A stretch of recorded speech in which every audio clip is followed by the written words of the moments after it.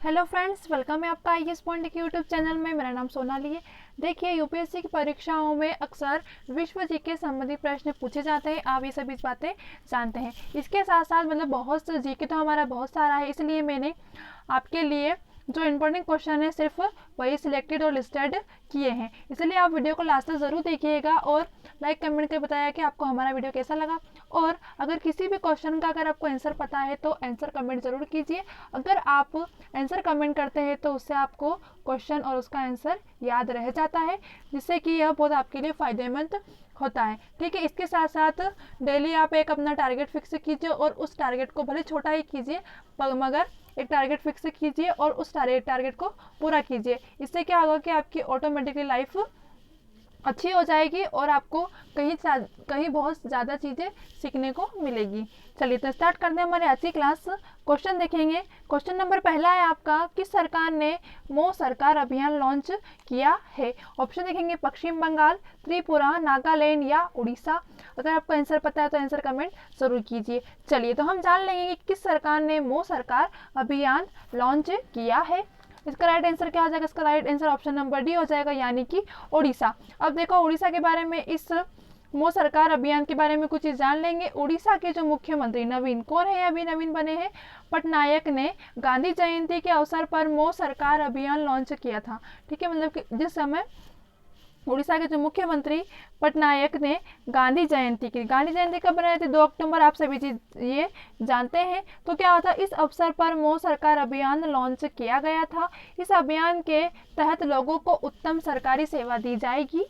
मतलब किसका उद्देश्य क्या था इस अभियान का, कि इस अभियान के तहत लोगों को उत्तम सरकारी सेवा दी जाएगी और इस अभियान के तहत सरकारी दफ्तरों में काम करने के लिए आने वाले लोगों को फीडबैक ली जाएगी। ठीक है, मतलब फीडबैक ली जाएगी और इस फीडबैक के आधार पर सरकारी कर्मचारियों को रैंकिंग दी जाएगी। ठीक है, तो किस सरकार ने मो सरकार अभियान लॉन्च किया था? तो अभी हमने पढ़ा कि उड़ीसा ने मो सरकार अभियान लॉन्च किया था। कब किया था? तो उड़ीसा के पटनायक ने गांधी जयंती के अवसर पर इस अभियान को लॉन्च किया था, यानी कि ऑप्शन नंबर डी आपका राइट हो जाएगा। चलिए अगले क्वेश्चन पे चलते हैं।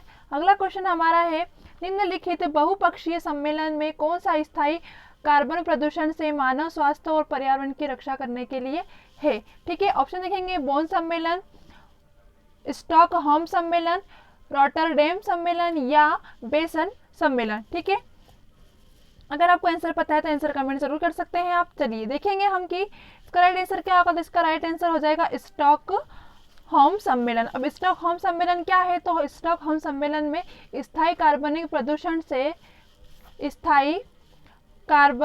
प्रदूषण से मानव स्वास्थ्य को पर्यावरण की रक्षा के लिए है। मतलब कि जो कार्बनिक प्रदूषण से मानव स्वास्थ्य के लिए, पर्यावरण की रक्षा करने के लिए जो सम्मेलन है उसका नाम क्या है? तो स्टॉकहोम सम्मेलन है, यानी कि आपका ऑप्शन नंबर बी राइट हो जाएगा।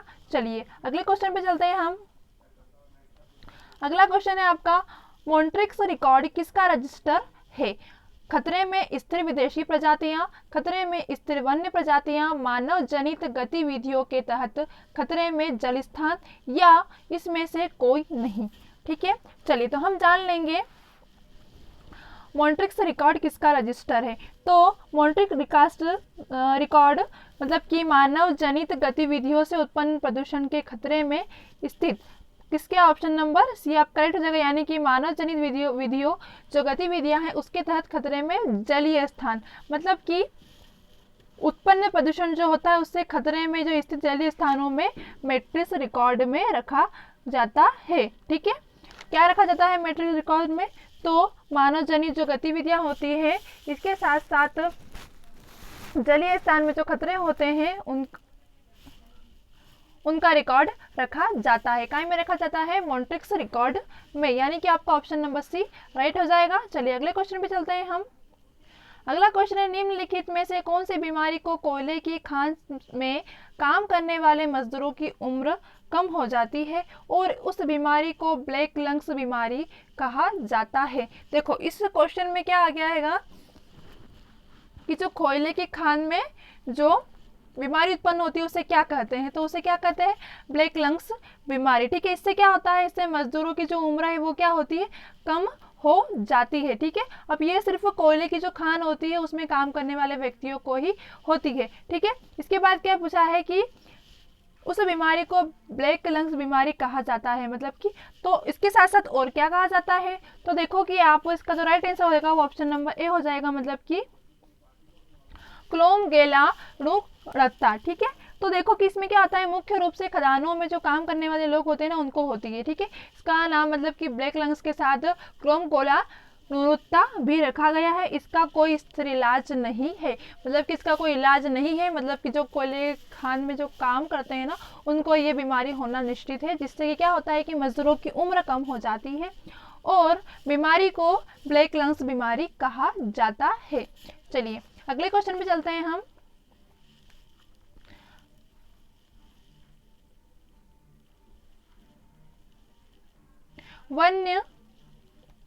वन्य जीव संरक्षण के क्षेत्र में अदम्य साहस रखने वाले को कौन सा पुरस्कार दिया जाता है? ऑप्शन देखेंगे, इंदिरा गांधी पर्यावरण पुरस्कार, मेदिनी पुरस्कार योजना, अमृत देवी बिश्नोई पुरस्कार या पीताम्बर पंत राष्ट्रीय पुरस्कार। ठीक है, अब आपको ये चीज तो पता है कि अमृता देवी बिश्नोई ने क्या किया था, पेड़ कटने नहीं दिए थे और अपनी जान दे दी थी। ठीक है, तो ये याद करने का बहुत आसान तरीका है, मतलब कि वन्य जीव संरक्षण के लिए ऑप्शन नंबर सी आपका राइट हो जाएगा, अमृता देवी बिश्नोई पुरस्कार दिया जाता है।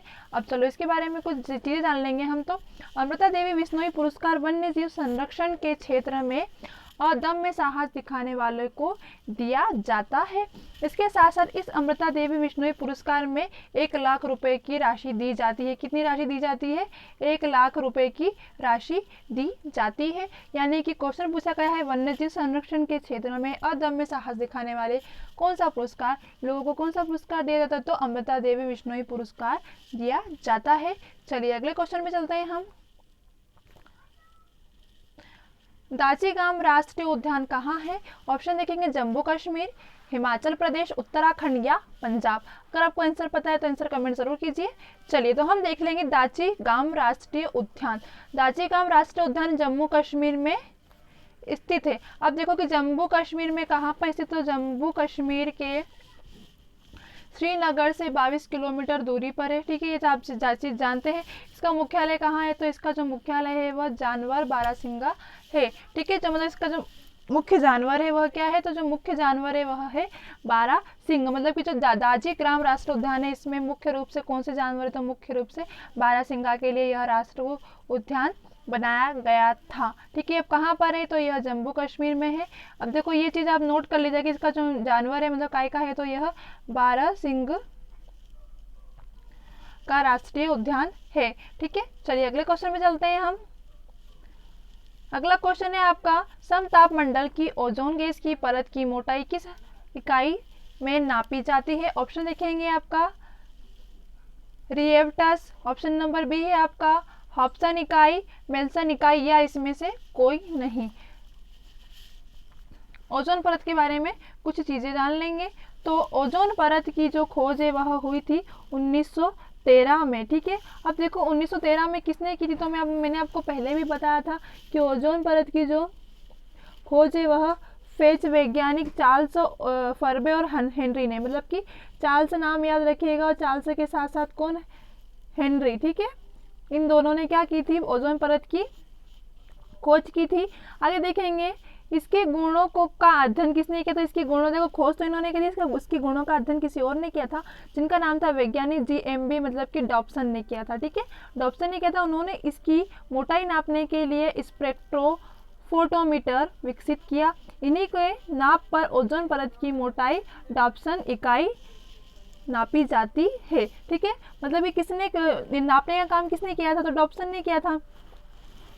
तो उस मापन का नाम क्या रख दिया था, डॉप्सन। ठीक है, मतलब कि ऑप्शन नंबर बी आप करेक्ट हो जाएगा कि ओजोन परत की जो मोटाई है वह नापी किससे जाती है, तो वह डॉप्सन से नापी जाती है। मतलब कि ऑप्शन नंबर बी। ओजोन परत की खोज कब की, तो 1913 में ओजोन परत की खोज की गई थी। अगले क्वेश्चन में चलते हैं। अगला क्वेश्चन है, कार्बन डाइऑक्साइड के उत्सर्जक देशों की सूची किस स्रोत से कार्बन डाइऑक्साइड उत्सर्जन पर आधारित होती है? ऑप्शन देखेंगे जीवाश्म ईंधन का जलना, ऑप्शन नंबर बी है आपका सीमेंट उद्योग, ऑप्शन नंबर सी उपरोक्त दोनों और इसमें से कोई नहीं। अब चलिए जान लेंगे हम कार्बन डाइऑक्साइड जो उत्सर्जक है वह देशों की सूची जीवाश्म ईंधन जलन, ठीक है, मतलब कि जो जीवाश्म ईंधन होते हैं मतलब जो जलते हैं और सीमेंट उद्योग से उत्सर्जित कार्बन डाइऑक्साइड पर आधारित होती है, ठीक है। मतलब कि किस किस ऑप्शन दोनों राइट हो जाएगी, मतलब कि यह जीवाश्म ईंधन जलन मतलब कि जो चीज़ जलती है उनसे भी हो जाती है, मतलब उनके उत्सर्जन के आधार पर भी होती है और सीमेंट उद्योग के आधार पर भी होती है। तो ऑप्शन नंबर दोनों आपके राइट हो जाएंगे, मतलब कि ऑप्शन नंबर सी आपका राइट हो जाएगा, मतलब कि उपरोक्त दोनों कौन से जीवाश्म ईंधन का जलना और सीमेंट उद्योग। चलिए अगले क्वेश्चन में चलते हैं हम। विश्व में सबसे ज़्यादा पाए जाने वाली ग्रीन हाउस गैस है, ठीक है, सबसे ज़्यादा पाए जाने वाली ग्रीन हाउस गैस कौन सी है?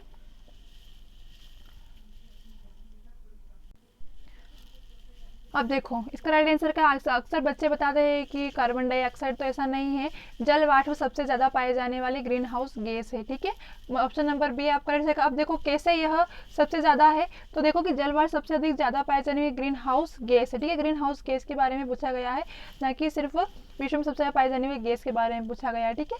अब ग्रीन हाउस गैस क्या है? जल वाष्प, ये भी ग्रीन हाउस के अंतर्गत आता है। देखो क्वेश्चन अलग अलग है, विश्व में सबसे ज़्यादा पाई जाने वाली ग्रीन हाउस गैस है, ग्रीन हाउस गैस के बारे में पूछा गया है, ना कि ऐसा पूछा गया है कि विश्व में सबसे ज़्यादा पाई जाने वाली गैस कौन सी है। अगर ऐसा पूछा जाता है कि विश्व में सबसे ज़्यादा पाई जाने वाली गैस कौन सी है तो वो आ जाती है कार्बन डाइऑक्साइड, परंतु यहाँ पे क्वेश्चन थोड़ा सा चेंज है कि विश्व में सबसे ज़्यादा पाई जाने वाली ग्रीन हाउस गैस है। तो देखो कि ऑप्शन नंबर बी आपका राइट रहेगा, मतलब कि जल वाष्प। अब जान लेंगे जल वाष्प सबसे ज़्यादा किसे पाया जाता है, तो यह साफ आसमान में 36 से 66 और बादलों वाले जो आकाश होता है उसमें 66 से 86% ग्रीन हाउस प्रभाव उत्पन्न करती है। ज़्यादा हो गया, मतलब कि यह क्या है, ग्रीन हाउस मतलब ज़्यादा उत्पन्न करती है, मतलब कि जो साफ आसमान होता है उसमें तो 36-66 करती है, परंतु आकाश में यह बढ़ जाती है कितनी, 66 से 86% ग्रीन हाउस प्रभाव उत्पन्न करती है। यानी कि विश्व में सबसे ज़्यादा पाए जाने वाली जो ग्रीन हाउस गैस है उसका नाम है जलवाष्प। ऑप्शन नंबर बी आपका सही हो जाएगा। चलिए अगले क्वेश्चन में चलते हैं। आज का हमारा लास्ट क्वेश्चन है यह, कार्टाजेना प्रोटोकॉल किसके सुरक्षित उपयोग, स्थानांतरण और हैंडलिंग के बारे में है? ऑप्शन देखेंगे नाभिकीय कचरा, आक्रामक विदेशी प्रजातियां, संशोधित जीवित जीव यानी कि LMO। ऑप्शन नंबर डी है आपका इसमें से कोई नहीं। अब देखो अगर इसका आंसर आपको पता है तो आप कमेंट जरूर कीजिए, और यह क्वेश्चन इंपॉर्टेंट भी है। देखो अब कार्टाजेना, ठीक है, मतलब अब कार्टाजेना प्रोटोकॉल क्या है, तो यह जनवरी 2000 को हस्ताक्षरित किया गया था। कब? जनवरी 2000 को हस्ताक्षरित हुआ और 11 सितंबर 2003 से लागू हुआ। देखो हस्ताक्षरित कब हुआ था? जनवरी 2000 और 11 सितंबर 2003 को लागू हुआ था। आगे देख लेंगे या LMO के मतलब जो LMO के सुरक्षित उपयोग, संस्थारण और हैंडलिंग के बारे में है। ठीक, इसके बारे में है या हमने अभी पढ़ा है, स्थानांतरण और हैंडलिंग के बारे में है। इसकी हस्तांतरण कब हुआ था? तो जनवरी 2000 में हुआ था, परंतु इसको लागू किया गया था 11 सितंबर 2003 में। ठीक है, इसका राइट आंसर क्या हो जाएगा? इसका राइट हो जाएगा ऑप्शन नंबर सी, मतलब कि संशोधित जीवित जीव LMO। चलिए आज की क्लास हमारी यहीं पर खत्म होती है। इसके साथ साथ मैं आपको बता दूं कि जितने भी मैंने क्वेश्चन कराए हैं वो सारे आपके इंपॉर्टेंट क्वेश्चन थे, तो अच्छे से रिवाइज कर लीजिएगा। मिलते हैं अगली क्लास में।